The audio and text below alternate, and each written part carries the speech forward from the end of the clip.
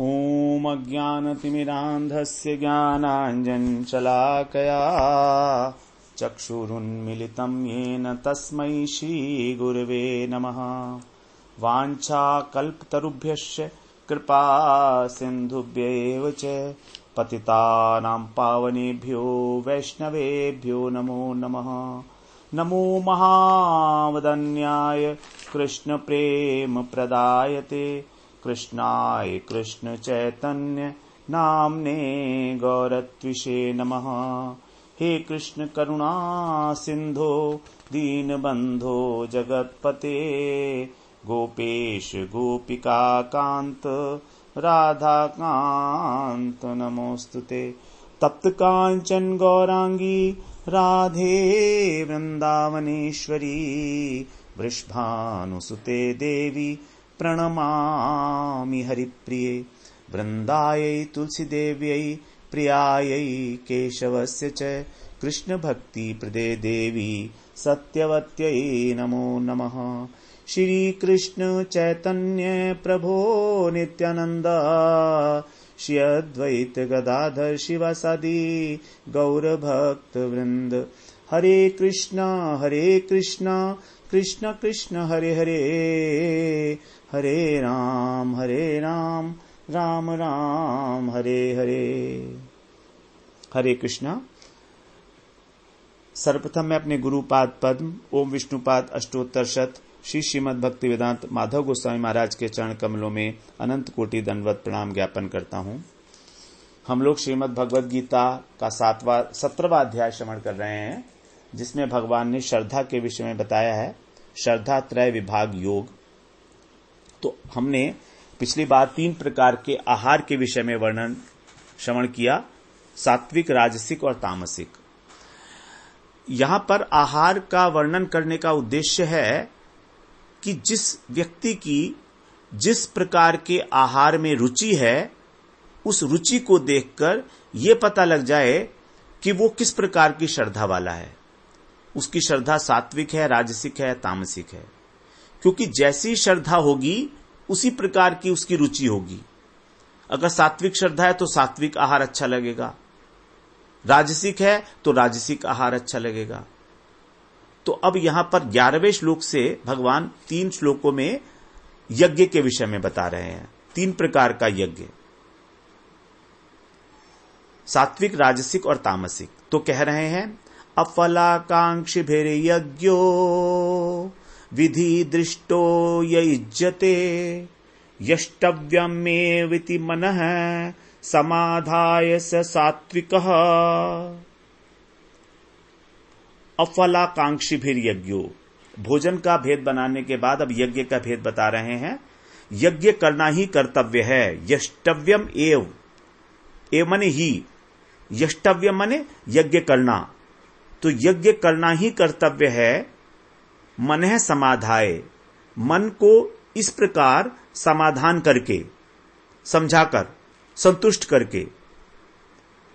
अफलाकांक्षी भी, फल की आकांक्षा से रहित होकर मनुष्यों के द्वारा विधि दृष्टो, विधि के अनुसार, शास्त्र विधि के अनुसार यह इज्जते, जो यज्ञ किया जाता है वो यज्ञ सात्विक है। तो 3 बातें आई, कर्तव्य बुद्धि के साथ, फल की इच्छा को हटाकर और शास्त्र विधि के अनुसार। कर्तव्य बुद्धि सबसे इंपॉर्टेंट, उसके बाद फल की इच्छा ना रखते हुए निष्काम भाव से, और शास्त्र विधि के अनुसार। ये जब 3 बातें होती हैं तब उस यज्ञ को हम सात्विक यज्ञ कहेंगे। मनुष्य शरीर प्राप्त करके शास्त्रों के अनुसार चलना मेरा कर्तव्य है, इस भाव को धारण करना होगा। जब हम इस भाव को धारण करके कर्तव्य बुद्धि से यज्ञ करेंगे, भगवान ने यहां पर एव और इति 2 पद लगाए हैं। एव, यष्टव्यम एव इति। उस यज्ञ से इस लोक में और परलोक में किसी प्रकार की लाभ पाने की इच्छा नहीं होनी चाहिए, केवल कर्तव्य भावना। यष्टव्यम एव, एक ही बात, कर्तव्य भावना, केवल इतना, केवल कर्तव्य भावना, किसी प्रकार की फल की इच्छा नहीं। इस प्रकार मन को समाधान करके, समाधाय, हमारा मन कहता है कि भाई देखो, जब तुम्हें फल की इच्छा नहीं करनी तो बेकार में यज्ञ क्यों कर रहे हो, इतना तामझाम फैलाने का क्या फायदा, जब तुम्हें कुछ चाहिए नहीं तो क्यों कर रहे हो। भगवान कह रहे हैं कि मन को समझा लो, मन है समाधाय, मन मानेगा नहीं आसानी से, भगवान को पता होता है सब बातें हमारी, इसलिए मन को समझा लो कि भाई देखो ये मन, यज्ञ तो करना ही चाहिए, हमें मनुष्य शरीर मिला है तो किसी भी प्रकार उससे संतुष्ट कर लो, समझा बुझा लो, उसकी समस्या का समाधान कर दो मन की। अफलाकांक्षी भी, किसी भी प्रकार की फल की इच्छा ना रखते हुए, कांक्षी, आकांक्षी, आकांक्षी माने इच्छा रखना, अफल, और माने फल की इच्छा ना रखना, यह भगवान का आग्रह है। यदि इच्छा है तो सात्विक नहीं होगा यज्ञ, सकाम हो जाएगा, क्योंकि मनुष्य का जो बंधन का कारण है वो केवल फल में आसक्ति है। कोई भी कर्म करो आप, यदि कर्म के फल में आसक्ति है तो बंधन में बंध गए। फले सक्तो निबध्यते, फले सक्तो, फल में आसक्ति ही बंधन का कारण है। 5वें अध्याय में भगवान स्पष्ट कराए हैं 12वें श्लोक में। उसके बाद यहां तीसरी बात बताई भगवान ने, विधि दृष्टो, यह इज्जते, इज्जते का मतलब होता है करना, तो शास्त्र की विधि को दृष्टि में रखते हुए, विधि दृष्टो, उसको दृष्टि में रखते हुए उसके अनुसार। तो यदि हमने विधि पूर्वक यज्ञ किया लेकिन फल की इच्छा है तो उसे सात्विक नहीं कह सकते। तो केवल कर्तव्य समझकर निष्काम भाव से विधि पूर्वक यज्ञ करना, यही है सात्विक यज्ञ। इन शॉर्ट, कर्तव्य समझकर निष्काम भाव से शास्त्र विधि के अनुसार यज्ञ करना, यह सात्विक यज्ञ हो गया। कर्तव्य का अर्थ होता है जो करने योग्य है, जो हमारी सामर्थ्य के अनुरूप है और जिसको अवश्य करना ही चाहिए। ये 3 बातें कर्तव्य में आ जाती हैं, जो करने योग्य है, जिसको हम कर सकते हैं और जो करना ही चाहिए, वही कर्तव्य है। तो जैसे कर्म से रिलेटेड होता है कर्तव्य, उसी तरह यज्ञ से रिलेटेड हो गया यष्टव्य, दान से रिलेटेड हो गया दातव्य। ये आधा व्यय और यह जो लगता है तो वहां पर एक प्रकार की हमारी ऑब्लिगेशन है कि हमें करना ही करना है। तो सात्विक यज्ञ के लिए हमारे हृदय में कर्तव्य बुद्धि की प्रेरणा जागृत होनी चाहिए, तभी तो हम वो यज्ञ करेंगे, तभी वो सात्विक कहलाएगा। अब राजसिक यज्ञ के विषय में श्रवण करते हैं 12वें श्लोक में। अभिसंधाय तु फलम दंभार्थम अपि चैव यत् इज्यते भरत श्रेष्ठ तम यज्ञम विद्धि राजसम। यहां पर 2 बातें बताई राजसिक यज्ञ के लिए। तू शब्द लगा दिया, तू का मतलब परंतु, परंतु इसलिए लगाया क्योंकि यह सात्विक यज्ञ से बिल्कुल विपरीत है, विलक्षण है, अलग प्रकार का है। हे भरत श्रेष्ठ अर्जुन, अभिसंधाय, अभिसंधाय का मतलब होता है इच्छा, इच्छा करना, जो फल की इच्छा के साथ किया जाता है, फल की इच्छा को लेकर। एव का मतलब ही, तो फल के बिना, उस फल की इच्छा के बिना वो यज्ञ किया ही नहीं जाता, ऐसा यज्ञ। अथवा दंभ के लिए, दंभार्थम, दंभ को पूरा करने के लिए, दिखावटीपन के लिए, ऐसे यज्ञ को तुम राजसी यज्ञ समझो हे भरत श्रेष्ठ। तो स्त्री, पुरुष, धन, मकान, मान, प्रतिष्ठा, स्वर्ग के भोग, अथवा किसी प्रकार का जो दुख है, रोग है, अनिष्ट है हमारे ऊपर, उसको निवारण करने के लिए जो हवन इत्यादि किए जाते हैं, यज्ञ इत्यादि किए जाते हैं, किसी फल की इच्छा को ध्यान में रखकर, ये सब राजसिक यज्ञ हैं। तो अधिकतर यज्ञ उद्देश्य को ध्यान में रखकर ही किए जाते हैं साधारण रूप से। दंभार्थम अपि, दंभ का मतलब होता है दिखावटीपन, दिखाने के लिए। यज्ञ में कोई आस्था नहीं है, लेकिन समाज में अपने को धर्मात्मा, बड़ा दानी, सदाचारी शो करना है, दिखाना है। इसलिए दिखाना है कि हो सकता है हमको राजनीति में खड़ा होना है, नेता बनने के लिए, इलेक्शन में खड़ा होना है, तो अगर हम धर्मात्मा बनेंगे, दानी बनेंगे, तो हमारे को लोग वोट देंगे। तो कोई ना कोई उनका स्वार्थ बुद्धि होती है पीछे। हम लोग सज्जन पुरुष में गिने जाएंगे, गणमान्य पुरुष शहर के लोग हमें पहचानेंगे। इस प्रकार का जो दिखावटी यज्ञ है, जिसके लिए 16वें अध्याय में कहा था यक्षीय दास्यामी, यक्षीय दास्यामी, कि मैं खूब यज्ञ करूंगा। और यजंते नाम यज्ञस्ते, केवल नाम मात्र का यज्ञ, बिना श्रद्धा के, इसको बोलते हैं राजसिक यज्ञ। विधि माने तुम इस प्रकार समझो। इस विषय में विशेष रूप से सावधान रहने की आवश्यकता है। विधि समझने का मतलब है सावधानी। तो 13वें श्लोक में अब भगवान तामसिक यज्ञ के विषय में बता रहे हैं। विधिहीनम असृष्टान्नम मंत्रहीनम अदक्षिणम श्रद्धा विरहितम यज्ञम तामसम परिचक्षते।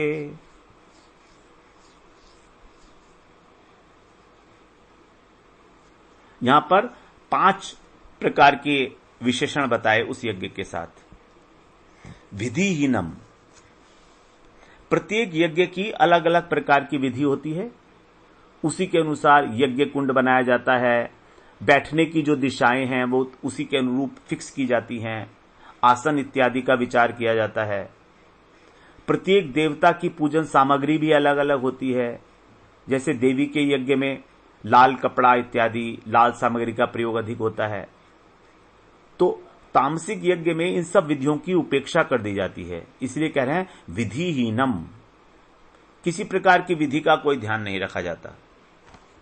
अपनी मर्जी से जो हमने कह दिया बस वही ठीक है। पंडित जी कुछ भी कहते रहे, कोई फर्क नहीं पड़ता। दूसरी विशेषता बता रहे हैं इसकी, असृष्टान्नम, अर्थात तामसिक मनुष्य यज्ञ में ब्राह्मण भोजन इत्यादि नहीं कराते, न किसी प्रकार का कोई अन्नदान करते हैं, क्योंकि उनका यह भाव है कि मुफ्त की रोटी खाने से लोग आलसी हो जाएंगे, आगे काम धंधा नहीं करेंगे।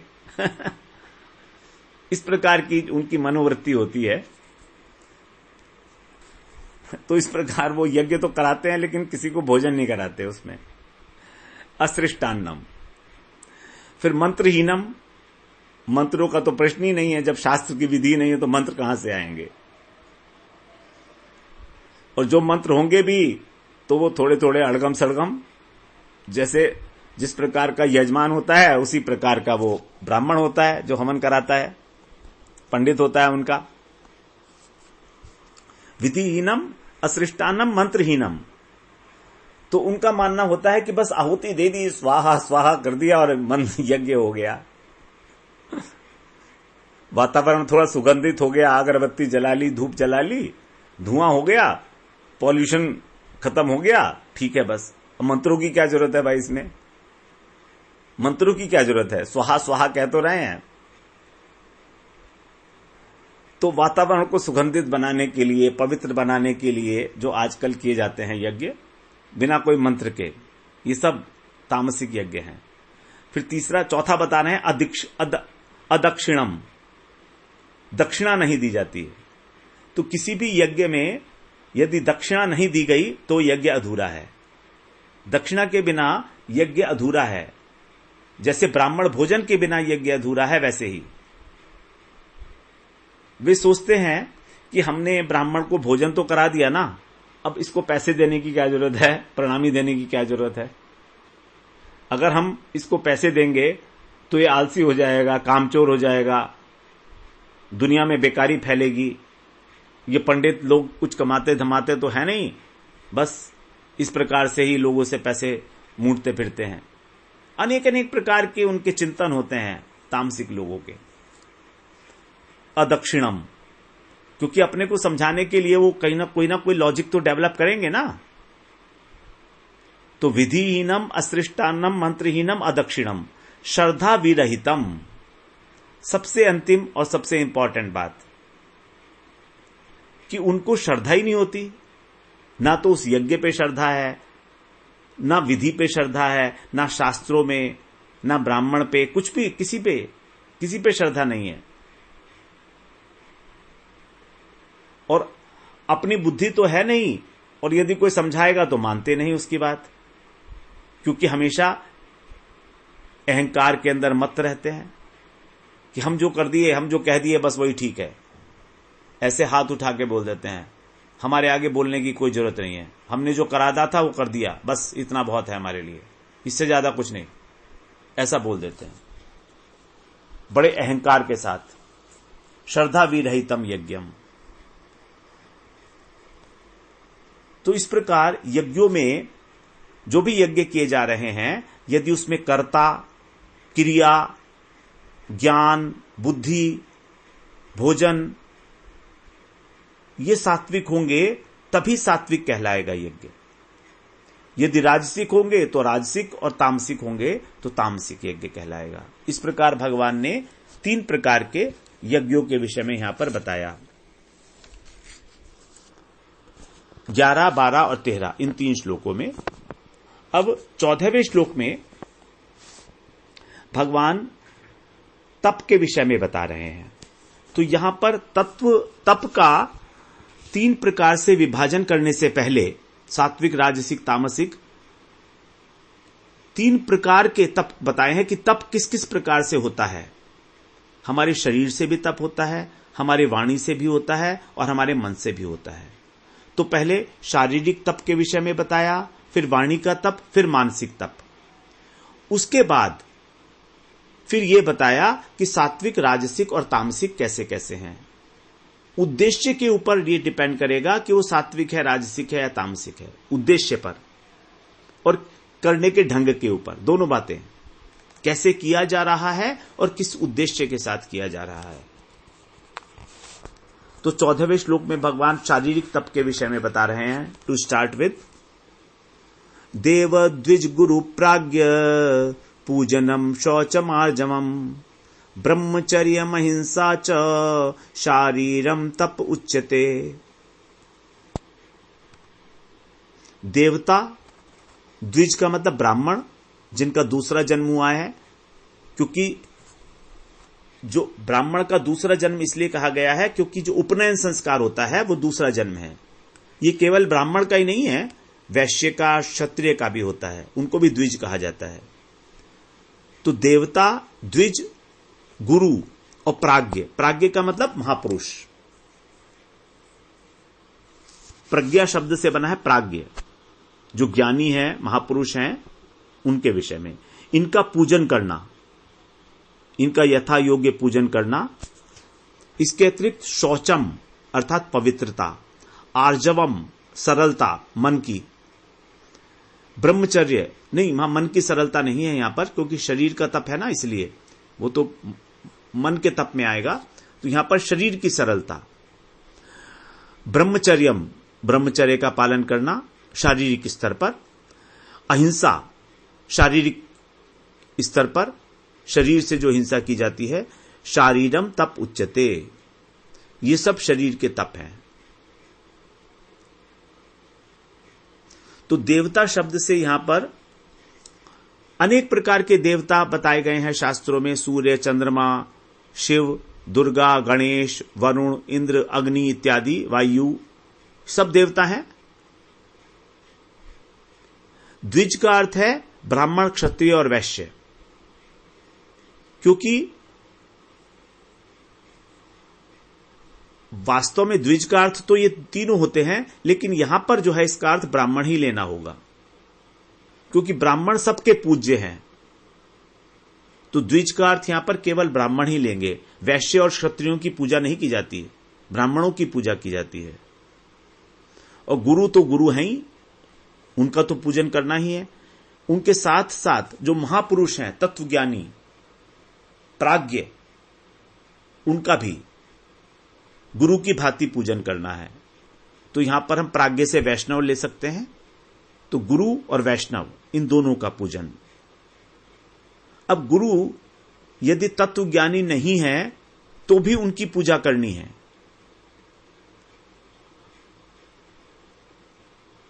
अर्थात यदि गुरु प्राज्ञ नहीं है, प्राज्ञ का मतलब तत्वज्ञानी, तब भी पूजनीय है। और जो प्राज्ञ हैं, अर्थात जो तत्वज्ञानी महापुरुष हैं, वो गुरु नहीं है तो भी वो पूजनीय है। शौच का अर्थ यहां पर शारीरिक पवित्रता से है, क्योंकि वाणी और मन की जो शुद्धि है वो तो आगे होगी, उसकी चर्चा। तो ये 4 प्रकार का पूजन करने में पवित्रता और सरलता की आवश्यकता है।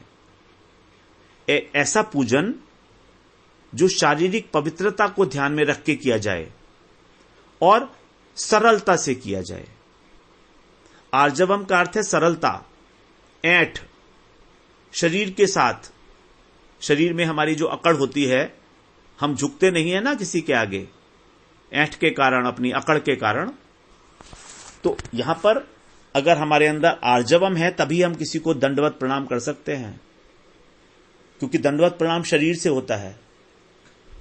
तो शरीर के अंदर जो हमारे अकड़ है उसका ना होना, उसी को कहा गया है आर्जवम। ब्रह्मचर्य, ब्रह्मचर्य का अर्थ यहां पर शरीर संबंधी ब्रह्मचर्य है। तो हमें ब्रह्मचर्य को जो भी क्रियाएं भंग करती हैं उनका त्याग करना चाहिए। ब्रह्मचर्य का मतलब है वीर्य की रक्षा करना। शास्त्रों में 8 प्रकार से वीर्य की रक्षा की जाती है। 8 प्रकार का जो मैथुन है उसको बताया गया है शास्त्रों में, उसको एक बार श्रवण करें। नंबर 1, पहला है, पहले कभी किसी समय स्त्री संग किया है उसको याद करना। दूसरा है स्त्रियों के साथ अत्यंत आसक्तिपूर्वक बात करना। तीसरा है स्त्रियों के साथ हंसी मजाक करना, ठिठोले करना। चौथा है उनको आसक्तिपूर्वक देखना। पांचवा है उनसे एकांत में बात करना। ये बड़ी इंपॉर्टेंट बातें हैं ब्रह्मचारी के लिए। जो परमार्थ पे आगे बढ़ रहा है व्यक्ति, उसके लिए बड़ी आवश्यक बातें हैं जानना। तो ये 5 बातें, एकांत में बात करना स्त्री के साथ। फिर छठी बात है मन में स्त्री संग का संकल्प करना, मन में सोचना। 7वां है स्त्री संग का पक्का विचार करना। और 8वां है साक्षात स्त्री संग करना। तो साक्षात स्त्री संग करने के अतिरिक्त भी 7 प्रकार के मैथुन हैं जो हमारे मन से, वाणी से और शरीर से संबंधित हैं। मन से उनका चिंतन करना, वाणी से उनकी बात करना, शरीर से उनको देखना, एकांत में उनसे बात करना। इस प्रकार स्मरणम कीर्तनम केली प्रेक्षणम गुह्य भाषणम संकल्पो अध्यवय सायश्च क्रिया निष्पत्तिरेव च एतन मैथुनम अष्टांगम प्रवदन्ति मनीषिणः विपरीतम ब्रह्मचर्यम अनुष्ठेयम मुमुक्षुभि। इस प्रकार का जो 8 प्रकार के ये अष्टांग मैथुन बताया गया है मनीषियों के द्वारा, ये मोक्ष की इच्छा करने वाले व्यक्ति के द्वारा बिल्कुल भी अनुष्ठान करने योग्य नहीं है। विपरीतम, विपरीत है ब्रह्मचर्य के। ब्रह्मचर्य का संबंध भावों से है, तो इसीलिए ब्रह्मचर्य का जो पालन कर रहा है, जो शारीरिक तप है, उसको अपने भाव शुद्ध रखने चाहिए।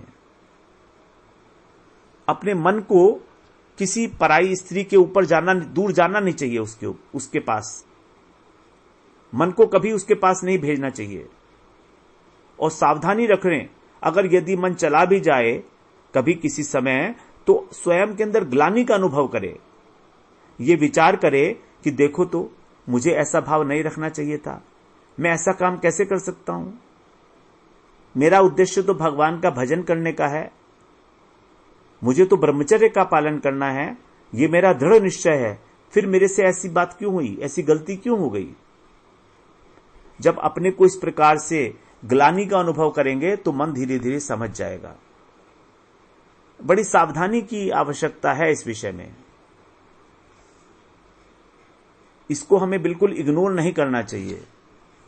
और ऐसा देखा जाता है समाज में कि जो भगवान का भजन कर रहे हैं वे भी स्त्रियों के साथ घुल मिलकर बहुत बात करते हैं।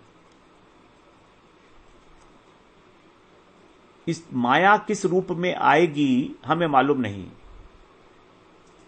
स्त्री के रूप में तो माया सबसे ज्यादा ठगती है इंसान को, धन के रूप में भी ठगती है, लेकिन स्त्री के रूप में तो बहुत ठगती है।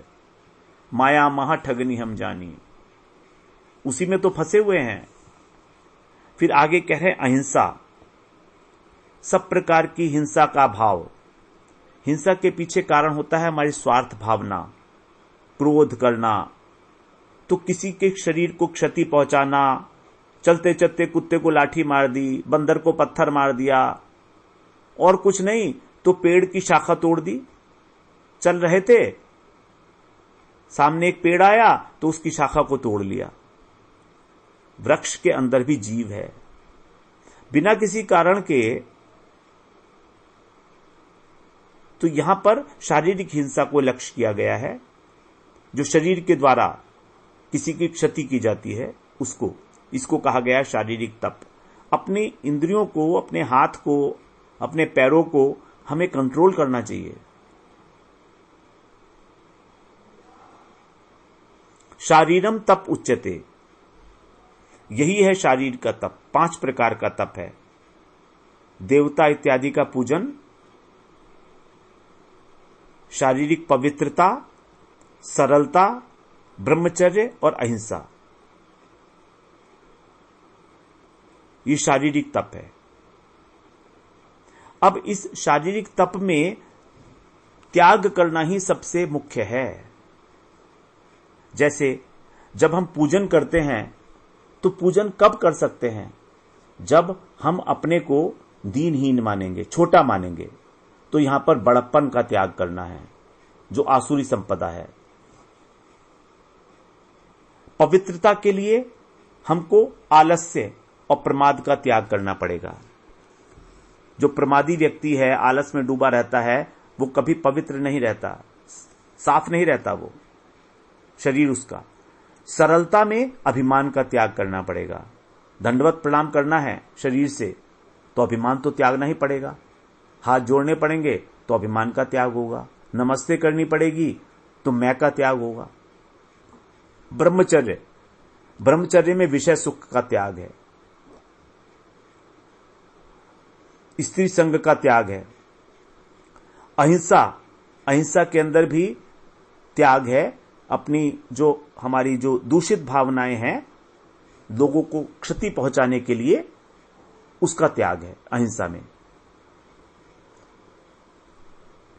तो इस प्रकार से तप का मतलब है त्याग।